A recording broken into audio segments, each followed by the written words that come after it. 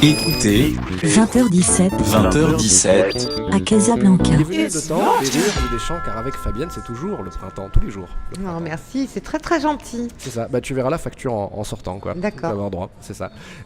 Fabienne, tu vas nous parler aujourd'hui de choses et d'autres, mais si on va être un petit peu plus spécifique, tu vas nous parler de choses mythologiques, c'est ça, de contes. Je vais vous parler surtout de votre enfance. Ah, de la mienne en particulier. De vos enfances, de votre enfance à tous. Tout va bien, c'est ça. Donc on prend le médian à peu près, c'est ça, le comment est-ce qu'on appelle ça, le référent collectif, l'espèce de choses. Voilà. Voilà. Les petits héros qui étaient dans vos enfances, à vous, tous, et dans la mienne forcément. Ah, voilà, tu t'inclus aussi dedans, très bien. La chronique de Fabienne, c'est tout de suite après ceci. Le baluchon de Fabienne. Le baluchon de Fabienne. C'est un énorme sac rempli de voyages et souvenirs. Une valise pleine à craquer d'anecdotes Mais vraiment pleine à craquer. et beaucoup de livres, Et beaucoup de livres. mais alors beaucoup. Vous, je sais pas, mais moi j'ai froid. Sur Casablanca est descendu le froid. Brrr. J'ai une envie de couette, d'un chocolat chaud, d'être dans l'ambiance, feu de bois, verveine, bougie et douceur. Une envie de me plonger dans les contes en cette veille de fête. Pas dans les contes de bilan de fin d'année, ceux qu'on fait. Non. Dans ceux de Grimm, Perrault, Lewis Carroll et tant d'autres. Ceux de mon enfance, ceux de votre enfance.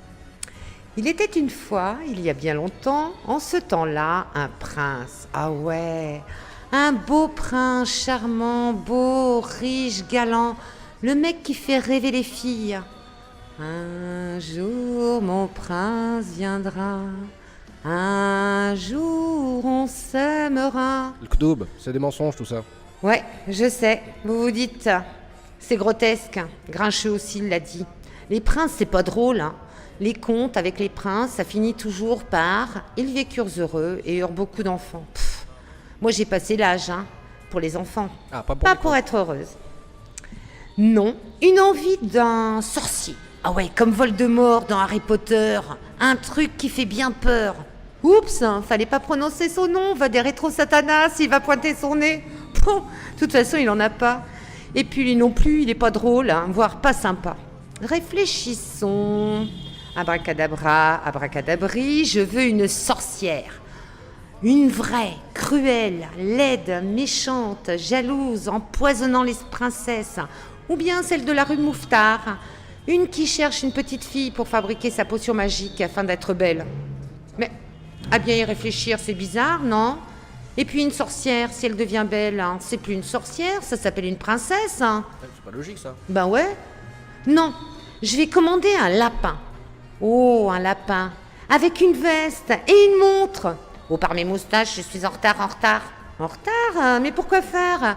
Mais je suis en retard, j'ai un rendez-vous quelque part, j'ai pas le temps de dire au revoir, quelqu'un m'attend, je suis en retard. Zut, il a filé. Et Alice, il va où ton lapin? Boire du thé marocain? Je suis de nouveau toute seule, tel Cendrillon, vacant à l'intendance de 3 mégères, s'éreintant à faire briller des parquets, pendant que ces demoiselles espèrent être choisies par le prince. Ah là là, c'est reparti, mon kiki, retour au casse-départ, encore un prince. Mais c'est pas possible, il est dans tous les contes celui-là, mais quel égo.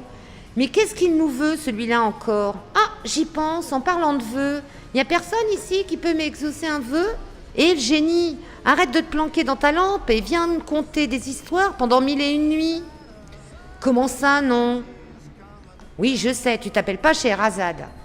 Vraiment, on peut compter sur personne. Ou peut-être sur Siri, Alexa, OK Google, les incarnations les plus proches du génie de la lampe, le tout branché au fil d'alimentation du mur. Bravo Fabienne, là t'as fait sonner tous les appareils de toutes les personnes qui nous écoutent. Merci, génial, bravo. Bah ouais, c'était le but. Brrr, mais il fait toujours froid à Casa. Je vais aller faire un tour dans ma garde-robe. Super, j'ai le choix. Entre un chaperon rouge, une peau d'âne. Bon, le rouge, c'est pas la saison. Mais en plus, c'est pas ma couleur, et puis ça va pas à mon teint. La fourrure de bourricot, bof, c'est pas très beau. Oui, et en plus tu vas avoir la SPA sur le dos. Ouais, Brigitte Bardot et compagnie, bonjour. Ah, il y a un monstre dans le placard. Il m'invite à embarquer vers le monde des rêves. Peter Pan m'attend et le fameux capitaine Crochet. Abracadabra, je suis la fée Clochette. Ah non, pas celle de Walt Disney, elle est trop sage. Je suis celle de la BD de Peter Pan de Loisel. Sexy. Vous la voyez, vous? Bah, c'est moi. Malgré mon âge certain. Badaboum! Ah, mince alors, je viens de tomber de mon lit. Mais qui a planqué un petit pois sous les matelas? Un prince? Ah! Voilà ce que c'est d'hériter du pouvoir. On est au chômage technique jusqu'à la mort du roi. On en profite pour faire des caprices de stars. Donc, les princes, pour ceux qui n'aiment pas les livres, en résumé, c'est des bolosses qui font rien, walou, que dalle de la journée, et qui pointent dans toutes les histoires parce qu'ils sont bien habillés, bien mis de leur personne, bien coiffés. Mais ça suffit pas. Cela étant, cela laisse toujours songeuse un bel homme en armure de combat. Ah bah oui. Sachez qu'il y a une référence littéraire pour chacun des clins d'œil que vous avez aperçus dans ma chronique. Je vous invite donc à venir au carrefour des livres, rêver, imaginer, remplir vos yeux ou ceux de vos enfants de 1000 étoiles.